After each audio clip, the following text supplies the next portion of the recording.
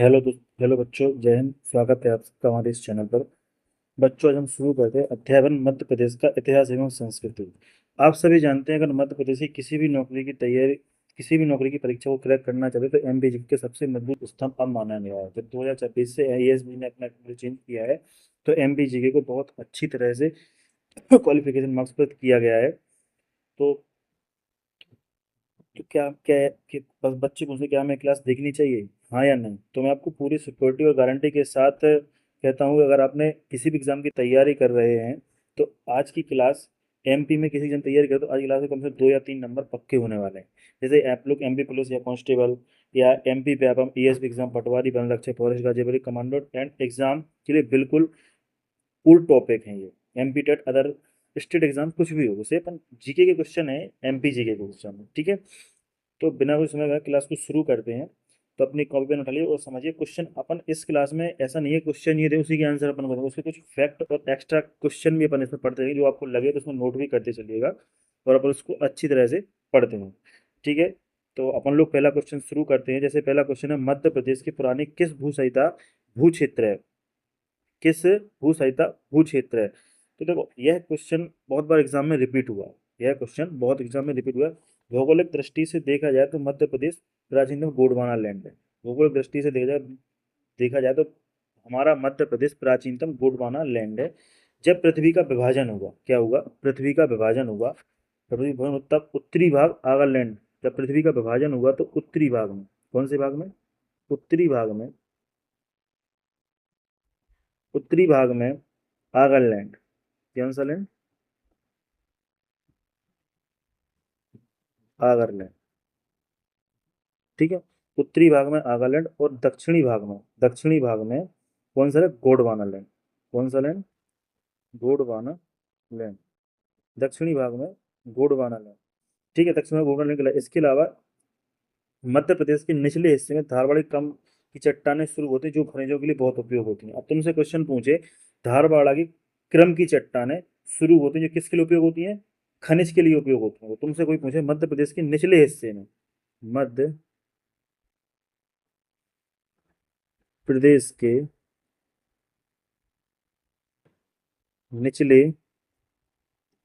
हिस्से में, मध्य प्रदेश के निचले हिस्से में धारवाड़ा क्रम की चट्टानें शुरू होती हैं। किसकी शुरू होती हैं? धारवाड़ा क्रम की चट्टानें शुरू होती हैं। धार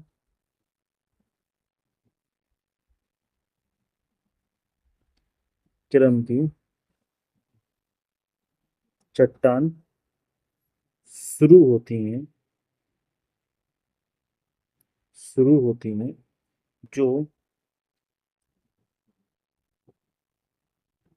खनिज के लिए,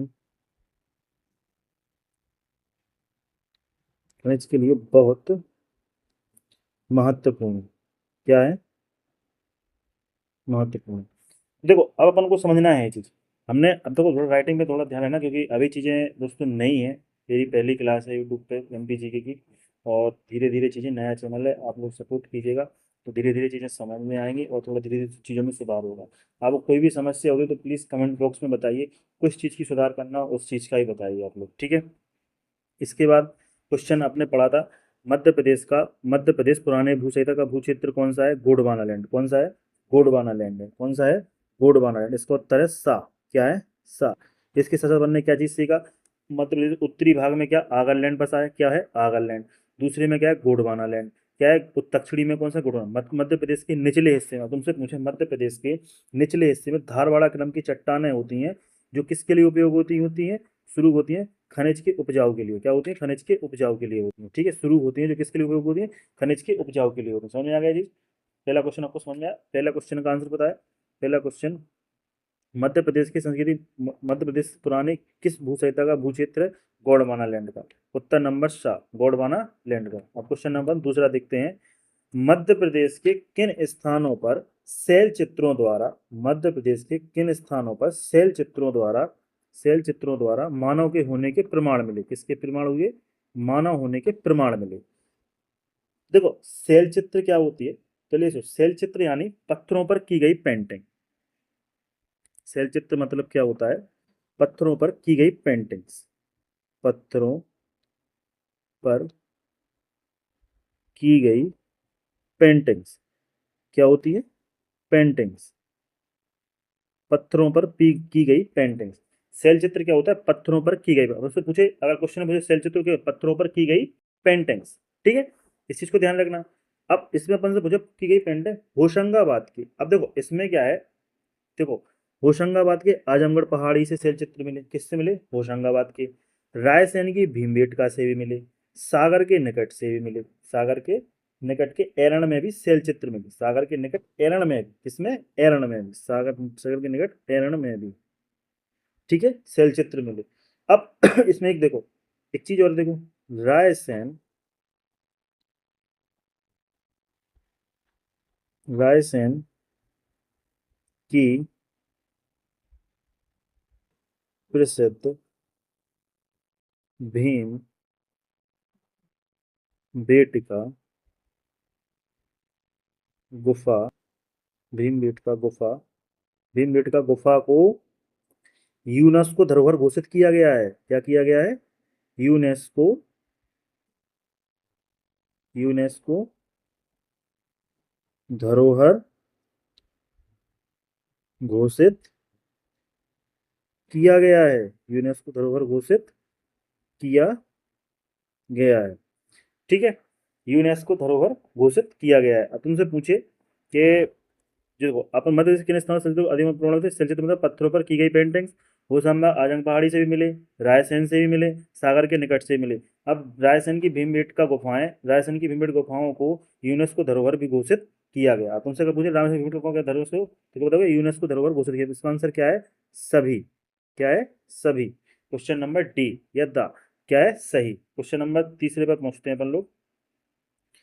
कौन सा स्थान प्रदेश को ताम्रपाषाण संस्कृति से समृद्ध करता है? अब देखो कौन सा स्थान प्रदेश को ताम्रपाषाण संस्कृति से समृद्ध करता है। ताम्रपाषाण संस्कृति यानी तांबे और पत्थर का काल। किसका काल? तांबे और पत्थर का काल। ताम्रपाषाण काल क्या है? तांबे और पत्थर का काल, ठीक, ताम्रपाषाण काल, मतलब तांबे और पत्थर का काल, ताम्रपाषाण काल। अब देखो इसको कहाँ पे मिला? कायथा में। कहाँ पे मिला? कायथा में मिला। कहाँ पे मिला? कायथा में। अब तो कायथा के बारे में एक चीज और जान, अपन को इस चीज का आंसर पता चलेगा क्वेश्चन का। कौन सा स्थान प्रदेश को ताम्रपाषाण संस्कृति समृद्ध करता है? कायथा। अब कायथा क्या है? यह उज्जैन से 15 किलोमीटर दूर। कहाँ पे? इस मतलब उज्जैन से, उज्जैन से पहले या उनसे से पहले या पूर्व में 15 किलोमीटर दूर। उज्जैन से, उज्जैन से 15 किलोमीटर दूर, ठीक है। अब तुमसे पूछो कायथा किस नदी पे है? तो काली सिंधी नदी के किनारे स्थित है। किस नदी पर? कायथा काली, कायथा काली सिंधी,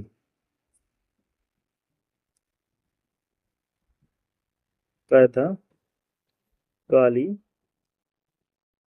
काली सिंध नदी के किनारे स्थित है। काली सिंध नदी के किनारे स्थित है। अब देखो एक क्वेश्चन अपन में समझ ले, दो तीन क्वेश्चन है अपन के इसमें।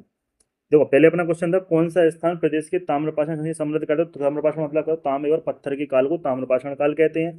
कायथा, अब इसकी उसका आंसर कौन सा प्रदेश पाषाण का संस्कृति समृद्ध करता है? कायथा में। कायथा उज्जैन से कितने किलोमीटर? तो 15 किलोमीटर दूर है। कायथा किस नदी के? काली सिद्ध नदी के किनारे स्थित है। अब इसके बाद यहाँ की जब खुदाई हुई, जब यहाँ की खुदाई हुई तो यहाँ पे तांबे और चूड़ियाँ, तांबे की चूड़ियाँ और कुल्हाड़ियाँ मिली थी।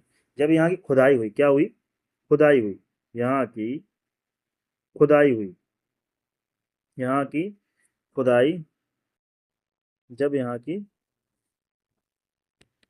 जब यहाँ की खुदाई हुई तो तांबे की चूड़ियाँ, किसकी चूड़ियाँ मिली अपन उनको? तांबे की चूड़ियाँ, ठीक है, ठीक है, और कुल्हाड़ियाँ, ठीक है, कुल्हाड़ियाँ। अब इसके बाद, अब जैसे अब ये चीज हुई, अब वहां पर उन्हें किसके नेतृत्व में खुदाई हुई? मतलब किसके सामने नेतृत्व में, किसके नेतृत्व में खुदाई हुई? तो डॉक्टर बी एस वाकड़ करके, ठीक है, वाकड़ कर या वाकड़ेकर, ठीक है, वाकड़ के नेतृत्व में। अब जैसे एक चीज समझो, तुम घर पे हो, तुमने पिताजी ने एक प्लॉट लिया, अब उनने कहा कि बेटा जाओ और अपने प्लॉट पे मट्टी या खुदाई होना है वहां पे देख लो। तो अब तुमने कहा ठीक है बाबा हम जा रहे हैं। अब उसमें क्या हुआ, तुम्हारा नाम है वीर सिंह। अब तुम गए, वीर सिंह ने क्या किया, प्लॉट पे गए, उनने वीर सिंह ने देखा कि उनके प्लॉट पे खुदाई हो रही, तो किसके नेतृत्व में हो रही खुदाई? वीर सिंह। अब उससे पापा से किसी ने पूछा क्यों भैया तुम्हारे प्लॉट पे खुदाई हो रही, कोई है वहां पे कि नहीं है? तो उन्होंने कहा "हाँ, वीर सिंह है"। तो वीर सिंह के नेतृत्व में खुदाई हो रही। अब भैया वीर सिंह नेतृत्व में खुदाई, पर उन्हें कछु नहीं मिलो, वीर सिंह को कछु, उनकी खुदाई में कछु नहीं मिलो, उन्हें तो बस अकेले पत्थर थे में। पर इतने जो खुदाई हो रही थी, तो इनमें डॉक्टर बी एस वाकेडकर की खुदाई, इन्हें तांबे की चूड़ियां और कुल्हाड़ियां मिली थी। तो इनके वो टाइम पे खड़े थे, ये नेतृत्व कर रहे थे कि इस जगह की खुदाई होने थे, हमें बताओ तो हम इसको चेक करें का है। इन्हें का मिलो तांबे की चूड़ियां और कुल्हाड़, वीर सिंह को का मिलो मट्टी, खुदाई में कहा मिली मट्टी, मट्टी मिल भाई, खुदाई करो तो मट्टी भी आए। ठीक है, ई के बाद उनने चेक करो तो बातचीत कैसी हो गई, समझे तरीका में समझे। जैसा खुदाई करी वीर डॉक्टर बी एस वाकेडकर के, दोनों तांबे और कुल्हाड़ियां मिली, और उनने करी खुदाई, सोने का पता नहीं की नेतृत्व में, उनके वीर सिंह की नेतृत्व में हुई। तो मतलब ऐसे ही इन्हें खड़ो करोगा तो वही तो अपने देखो वो जगह पे क्या चीजें हैं या नहीं है, तो इन्हें चेक करोगा तो वो टाइम पे इन्हें वो जगह पे खूब खड़ो, तो भाई नाम तो आता ही है कि बेहद, तो उनका नाम है डॉक्टर बी एस वाकेडकर। ऐसे ही उनकी खुदाई में अभी क्वेश्चन समझ में आओ कि नहीं आओ। देखो क्वेश्चन नंबर तीसरा, कौन सा स्थान प्रदेश के ताम्रपाषाण संस्कृति समृद्ध करता है कायथा से? कौन सा है? कायथा। कायथा उज्जैन के 15 किलोमीटर दूर स्थित है। कायथा किस नदी के किनारे स्थित है? काली सिंध नदी के किनारे स्थित है। ठीक है, यहाँ खुदाई में तांबे की चूड़ियां, कायथा में हुई तांबे की और कुल्हाड़ियों, यहाँ पर खुदाई हुई अब तो तांबे की चूड़ियां और कुल्हाड़ियां मिली। तो किसकी खबर, किसके नेतृत्व में खुदाई की गई? Doctor B S Wakankar. अब तुमसे क्वेश्चन पूछ सकता है, ताम्रपाषाण काल को कहते हैं तांबे और पत्थर काल को ताम्रपाषाण। इसके बाद इसमें मुझे समृद्ध में कायथा में, जब कायथा की खुदाई हो रही थी उसमें उसके किसके नेतृत्व में खुदाई हो रही थी? तो डॉक्टर बी एस वाकेडकर के नेतृत्व में खुदाई हो रही थी। ठीक है, क्वेश्चन को अच्छे से सुना, क्वेश्चन को लिखते जाना, जो क्वेश्चन समझ में ना आया तो आप प्लीज कमेंट में बताइएगा, कुछ भी समस्या होती है हमें बताइएगा। ठीक है, आप कमेंट में करिएगा तो क्वेश्चन जैसे कोई भी समस्या होगी आप हमें बताओगे, तब चीज़ हमें पता चलेंगे तब उसको हम सुधार करें। आपको बोलने या पता चले आपको आवाज़ समझ में नहीं आती हो या जल्दी जल्दी बोलते हो, तो हर एक चीज़ हमें दीजिए। अब हम अपने बच्चों को देखें, कोई समझते नहीं कौन पढ़ रहा, किसी को कोई तेज पसंद है, किसी को धीरे पसंद है, अगर आपको समझ में नहीं आता है तब भी बता सकते हैं कि हाँ भाई सर थोड़ा ये धीरे धीरे पढ़ाइए, या ये चीज़ें हमें समझ में नहीं आ रही हैं। या राइटिंग, देखो राइटिंग की समस्या को लेकर और कुछ भी बोल सकते हैं, राइटिंग में शुरू से खराब होती है। अब वो तो जो है अपन डिजिटल पे बोर्ड पढ़ा रहा है, धीरे धीरे चीज़ें समझ में आए तो आगे चल के सही चीज़ें होंगी, बट आप लोग सपोर्ट करो। ठीक है, आगे चीज़ें देखो, निम्न में से कौन से स्थल पूर्व पाषाण युगीन से संबंधित नहीं है? निम्न में से कौन से स्थल पूर्व पाषाण युगीन से संबंधित नहीं है? अब तुमसे पूछ रहा है निम्न से कौन से युग से संबंधित नहीं है, तो देखो सीधी और शहडोल से संबंधित है, खंडवा और खरगोन से संबंधित है, मंदसौर और शाजापुर से संबंधित है, बट अपन के शिवपुरी और ग्वालियर से संबंधित नहीं है। ये यहाँ साक्ष्य नहीं मिले थे, इसलिए अपना ऑप्शन क्या हो गया? आ। ठीक है, आगे देखते हैं। क्वेश्चन नंबर 5, किस वेद के अंतर्गत प्रदेश की जीवनदायिनी नदी नर्मदा का उल्लेख रेवा के नाम से है? बढ़िया क्वेश्चन है। किस वेद के अंतर्गत जीवनदायिनी नदी नर्मदा नदी का उल्लेख रेवा के नाम से? देखो पहला क्वेश्चन तो अपना इसका आंसर बता दें आपको, ऋग्वेद है। क्या है? ऋग्वेद में। कौन से वेद में है? ऋग्वेद में। ठीक है, इसका आंसर पर ध्यान रखना। ठीक है, ऋग्वेद। किस वेद के अंतर्गत प्रदेश की जीवनदायिनी नदी का नर्मदा का नाम रेवा का नाम उल्लेख है? ऋग्वेद। अब देखो और क्वेश्चन देखो, आपके जो क्वेश्चन और बन सकते हैं। अब तुमसे पूछेंगे मध्य, जैसे इसमें लगा मध्य प्रदेश की जीवनदायिनी नदी नर्मदा। अब तुमसे पूछ लेंगे अगर इसी क्वेश्चन को थोड़ा उन्होंने किया, मध्य प्रदेश की जीवन रेखा किसे कहते हैं? मध्य प्रदेश की जीवन रेखा किसे कहते हैं? तो नर्मदा नदी को कहते हैं। क्या कहते हैं? जीवन रेखा। ठीक है, जीवन रेखा किसको कहते हैं? नर्मदा नदी। ठीक है, किसको कहते हैं? नर्मदा नदी। नर्मदा नदी का प्राचीन नाम रेवा है। अब नर्मदा नदी का ही प्राचीन नाम क्या है? रेवा। प्राचीन नाम रेवा है। अगर तुमसे क्वेश्चन में पूछे नर्मदा नदी का प्राचीन नाम क्या है, एक क्वेश्चन जैसे रेवा नाम से, क्या है? रेवा। ठीक है, अब इसका उल्लेख सबसे प्राचीन वेद ऋग्वेद में है। किसमें है? ऋग्वेद में। ठीक है, अब एक दिलचस्प कहानी याद रखो तुम। क्या रखो? राजा पुरुकुत्स, मतलब राजा पुरुकुत्स थे, इनको विवाह हुआ। काबो विवाह, राजा पुरकुत से इनको विवाह हुआ। इधर देखो, राजा पुरुकुत्स, राजा पुरुकुत्स से विवाह। तुमसे पूछे नर्मदा नदी का, नर्मदा का विवाह किससे हुआ था? राजा पुरुकुत्स से। किससे हुआ था? पुरुकुत्स से विवाह होने के बाद, पुरुकुत्स से विवाह होने के बाद, विवाह होने के बाद,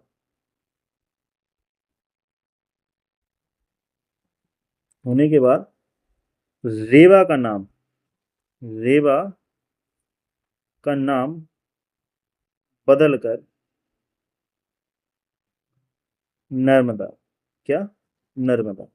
रेवा का नाम बदलकर नर्मदा। अब देखो, अब राजापुर को जैसे भाई कोई इंसान की शादी हो तो वो हर इंसान अपने जो होने वाले उसको नाम चेंज करते, तो अगर हमें जिनको नाम जो लगा, तो ऐसे ही राजा पुरकस से नर्मदा जी की शादी हुई, तो इनको नाम बदल के उन्हें रेवा उन्हें अच्छो नहीं लगो, सुनने का कर दो, नर्मदा रख दो, क्या रख दो? नर्मदा। फिर इतने से जो नाम नर्मदा चालू होगा।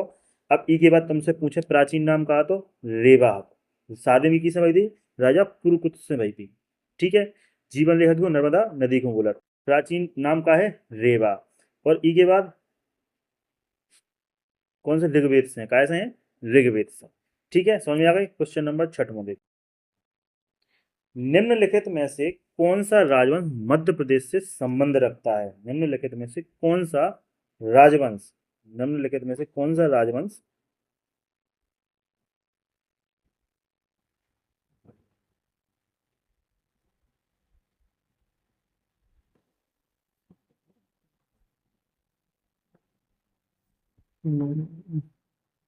राजवंश होता है ना, निम्नलिखित में से कौन सा राजवंश रखता है? कौन सा राजवंश रखता है? थोड़ा बस इसके जो क्वेश्चन अलग होगा, ये मतलब ऑप्शन अलग होगा। रुको एक मिनट।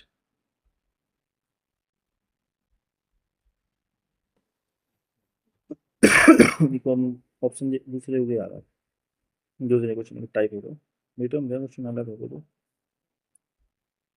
ठीक है। अब तुमसे पूछ रहा है निम्नलिखित में से कौन से, निम्नलिखित में से हम बता देंगे, निम्नलिखित में कौन सा राजवंश मध्य प्रदेश से संबंध रखता है? मध्य से कौन सा संबंध, निम्नलिखित निम्न निम्न में से कौन सा राजवंश मध्य प्रदेश से संबंध रखता है? कलचुरी वंश से। कौन सा वंश है वो? कलचुरी वंश। कौन सा वंश है? कलचुरी वंश। कलचुरी वंश इसका आंसर है। क्या है आंसर? नोट कर, निम्न कौन सा वंश है? कलचुरी वंश। देखो, इन चारों राजवंश कलचुरी वंश से सीधा मध्य प्रदेश से है। किससे? मध्य प्रदेश। कलचुरी वंश की स्थापना कुकल प्रथम ने की थी। कलचुरी वंश की स्थापना, कलचुरी वंश की, कलचुरी वंश की स्थापना कोकल्ल ने की थी। किसने की थी? कोकल्ल प्रथम ने की थी। ठीक। अब देखो, तुमसे पूछे निम्न में से कौन सा राजवंश मध्य प्रदेश से संबंध रखता है? कलचुरी वंश। कौन सा वंश है वो? कलचुरी वंश है। ठीक है। अब तुमसे पूछे कलचुरी वंश की स्थापना किसने की थी? तो कुकल प्रथम ने की थी। क्वेश्चन पूछ ले तुमसे, तो कुकल प्रथम ने की थी। अब इनकी दो शाखाएं आती। कौन शाखाएं थी? दो शाखाएं आती इनकी। एक थी, दो शाखा कौन सी थी? महिष्मति, महिष्मति। ठीक है। दूसरी आती इनकी त्रिपुरी। कौन सी आती? त्रिपुरी है। त्रिपुरी जबलपुर की चालुक्य, परिहार और गगरी रूप में मध्य प्रदेश के राजवंश रहे। ठीक है। अब तुमसे चालुक्य, परिहार और काकतीय मुख्य रूप से मध्य प्रदेश के राजवंश रहे हैं। अब तुमसे चालुक्य भी है,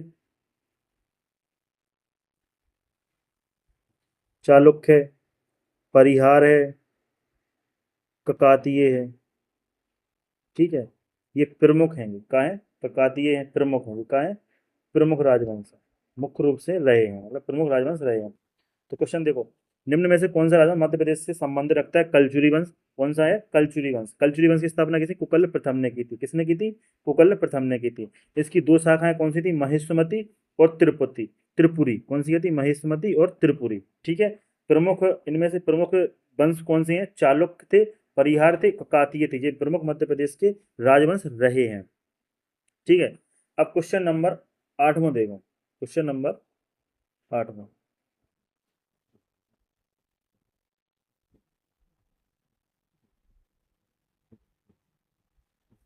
एक क्वेश्चन नंबर हट गया है ना। क्वेश्चन नंबर एक सातवां हो रहा है वो गाइस। ठीक है, हम सातवां को तो बताएं दे रहे। ठीक है, सातवां क्वेश्चन हम बोले दे रहे आपको, लिख दीजिए, ठीक है। तो हटा बहुत सारा सातवां, कोई दिक्कत नहीं है, लिखवा दे रहा हूँ। ऐसा नहीं है कि क्वेश्चन छोड़ दें आपके लिए। मध्य प्रदेश का वह शासक कौन था? कौन था मध्य प्रदेश का वह शासक कौन था? Question number 7। Question number 7। ठीक है, अब क्वेश्चन लिख लेना, वैसे तो हम बोल रहे हैं आपको। मध्य प्रदेश का वह शासक कौन था? मध्य प्रदेश का वह शासक कौन था जो महान विद्वान लेखक और निर्माता था? जो महान विद्वान और लेखक और निर्माता तथा योद्धा, तथा योद्धा मतलब मध्य प्रदेश का वह शासक कौन था जो महान विद्वान लेखक निर्माता तथा योद्धा था? तो वह था राजा भोज। कौन था? राजा भोज। कौन था? राजा भोज। राजा भोज परमार वंश के सबसे प्रतापी और विद्वान राजा था। कौन सा था? राजा भोज। कौन सा था? राजा भोज। ठीक है, कौन है? राजा भोज। क्वेश्चन लिख लेना, बोले दे रहा है आपको। मध्य प्रदेश का मध्य प्रदेश का वह शासक कौन था जो महान विद्वान विद्वान लेखक निर्माता तथा योद्धा? तो राजा भोज था। कौन था? राजा भोज था। अब इनके पास एक चीज है, क्वेश्चन थोड़ा अच्छा है, आपको बताएं, क्वेश्चन थोड़ा अच्छा है। क्वेश्चन में आपको बताएं, इनके आप बोले दे रहे हो, समझा दे रहा हूं आपको राजा भोज के बारे में। राजा भोज परमार वंश के सबसे तेज प्रतापी राजा थे। किस वंश के थे? परमार वंश के थे। अभी हमने पीछे पढ़ा है ना क्वेश्चन ये। तो किस वंश के थे ये? परमार वंश के थे। जो राजा भोज थे किस वंश के थे? परमार वंश के थे। कौन से वंश के थे? परमार वंश के सबसे प्रतापी राजा थे। ये सिर्फ तलवार के मतलब धनी, मतलब तलवार ही नहीं चलाते थे, ये कलम के भी जादूगर थे। बल्कि कलम, अब तुमसे पूछे मध्य प्रदेश के वह शासक जो कलम के जादूगर, अब तुमसे भाई हॉकी के जादूगर तो सबको पता है, अब तुमसे पूछे कलम के जादूगर, तो की को नाम लेके आओ? राजा भोज को। की को आओ? राजा भोज को। ये कलम के जादूगर थे। इन्होंने समार गण सूत्रधार, समारण गण सूत्रधार और सरस्वती कंठाभरण जैसे महान ग्रंथों की रचना की थी। अब तुमसे पूछे राजा भोज ने कौन से दो ग्रंथों की रचना की थी? तो समारगण सूत्रधार और सरस्वती कंठाभरण, इनने इन जिनकी वो करी थी, ग्रंथ की रचना करी थी। ठीक है, एक चीज और देख लो, वो जो तुम्हें भोपाल में बड़ो तालाब मिला था ना, भोपाल में तुमने देखो ये तालाब है, वो भोजपुर मंदिर है, वो इन्हीं की देना है। अगर कहूँ धोखे से चले जाओ होता है, तो जिसमें मन भाव का चलो तालाब देखें, अपन मंदिर देखा जाए, तो देख ली राजा भोज की देना है। वह की देना है? राजा भोज ने मतलब बनवा हो जो भी करो हो, तो उन्हीं की देन है या मध्य प्रदेश में भोपाल में। ठीक है, ध्यान धरियो ये चीज को। है तुमसे पूछ धरे एमपी है बच्चा व्यापा में कछु भी कैसा कर तुमसे पूछ ले, तो मध्य प्रदेश में मंदिर बनो की देना है, तुम कह दियो राजा भोज की देना है, लगा दीजिए, कोनो दिक्कत नहीं है। ठीक है, बुंदेलखंड का प्रतापी शासक कौन था? देखो, अब जी आ गए। बुंदेलखंड का प्रतापी शासक कौन था? अब बुंदेलखंड में तो एक ही चीज है, ओ छत्रसाल है, तो महाराजा छत्रसाल को थे, महाराजा छत्रसाल। बुंदेलखंड का प्रतापी शासक कौन था? महाराजा छत्रसाल ने, हम क्या बोले, महाराजा छत्रसाल। बुंदेलखंड की माटी में सबसे वीर प्रतापी राजा महाराजा छत्रसाल थे, जिन्होंने बुंदेल केसरी भी कहा जाता। अच्छा, अब इन्हें बुंदेल केसरी भी बोला, क्या बोला? बुंदेल केसरी, क्या बोलते? बुंदेल केसरी। किसको बोलते? बुंदेल छत्र, क्या बोलते? छत्र, महाराजा छत्रसाल जी को क्या बोलते? बुंदेल केसरी। क्या बोलते? बुंदेल केसरी भी कहा जाता है। बुंदेल वंश के प्रतापी शासक थे, जिन्होंने मुगलों के खिलाफ कड़ा संघर्ष किया था। बाकी बाज बहादुर महमूद होशंगाबाद के सुल्तान राजा भोज परमार वंश के थे। ठीक है, कोनो दिक्कत नहीं है, एक चीज याद करके आइयो अपन तो। बुंदेलखंड बुंदेल केसरी के नाम से तुमसे पूछेगा, सबसे तगड़े राजा कौन थे? छत्रसाल थे, जिन्हें बुंदेल केसरी भी कहा जाता है। बुंदेल केसरी की को बोलते? महाराजा छत्रसाल को। की को बोलते? महाराजा छत्रसाल को। की को बोलते? महाराजा छत्रसाल को। की को बोलते? महाराजा छत्रसाल। बुंदेल केसरी की को बोलते महाराजा छत्रसाल को। ठीक है, आ जाओ अगले क्वेश्चन पे, दोनों दिक्कत नहीं है। क्वेश्चन नंबर 9 आ जाओ। किस ग्रंथ में उल्लेख है कि बुद्ध काल की अवंती की राजधानी उज्जैनी थी? मतलब तुमसे क्या पूछ रहा है, किस ग्रंथ में उल्लेख है कि बुद्ध काल में अवंती की राजधानी उज्जैनी थी? ठीक है, अपन को कहा बुद्ध काल की सबसे बुद्ध काल के समय भारत में 16 महाजन बांटा गया था। कितने महाजन बांटा गया? 16 महाजनपद। 16 महाजनपद में कितने जनपद था? 16 महाजनपदों में बांटा गया था। बौद्ध काल के समय भारत को, बौद्ध काल के समय भारत को 16 में बांटा गया था, जिसमें से एक था अवंती। क्या था? अवंती। जिसमें क्या था? एक था अवंती जो कि राजधानी थी उज्जैनी। क्या थी? उज्जैनी। उत्तरी अवंती। इस बात का प्रमाण है पाली ग्रंथों में। कौन से ग्रंथों में मिलता है? पाली ग्रंथों में। कौन से ग्रंथों में है? पाली ग्रंथों में। जी है क्वेश्चन नंबर सी, पाली ग्रंथों में। कौन सी ग्रंथों में? पाली ग्रंथों में मिलता है। पाली भाषा बौद्ध की प्रमुख भाषा थी। अब इसको याद करना। अब बौद्ध धर्म की मुख्य भाषा कौन सी थी? पाली भाषा। बौद्ध की प्रमुख भाषा, प्रमुख बौद्ध की प्रमुख भाषा पाली भाषा। याद करवे के लाने हो तो। ठीक है, और किस वंश में अवंती की राजधानी उज्जैनी थी? पाली ग्रंथ में। कौन सी थी? पाली में। कौन सी थी? पाली ग्रंथ में। कौन सी थी? पाली ग्रंथ में। ठीक है, ध्यान धरी हुई चीज को। क्वेश्चन नंबर 10 आ जाओ। माधानता, माधानता नगर के संस्थापक कौन थे? माधानता नगर के संस्थापक कौन थे? देखो अक्सर लोग कंफ्यूज होकर माधानता लोग लगा देते हैं। क्या लगा देते? माधानता लगा देते हैं, जो कि गलत है। माधानता, देखो माधानता जिसे ओमक्रेश्वर नाम से जाना जाता है। किसके नाम से? ओमक्रेश्वर नाम से जाना जाता है। किसके नाम से जाना जाता है? ओमक्रेश्वर नाम से। ओमक्रेश्वर, ओमक्रेश्वर मतलब मंदिर है वो। ओंकारेश्वर, ओंकारेश्वर, ओंकारेश्वर। ठीक है, जिससे किसके नाम से माना था? ओंकारेश्वर। ओंकारेश्वर नाम जाता है जो नर्मदा नदी के तट पर। किसके स्थित है? नर्मदा नदी के तट पर। नर्मदा नदी के तट पर। किस पे है? नर्मदा नदी के तट पर स्थित है ओंकारेश्वर। मधांतर किसके है? ओंकारेश्वर के नाम से जाना जाता है, जो नर्मदा नदी के तट पर स्थित है।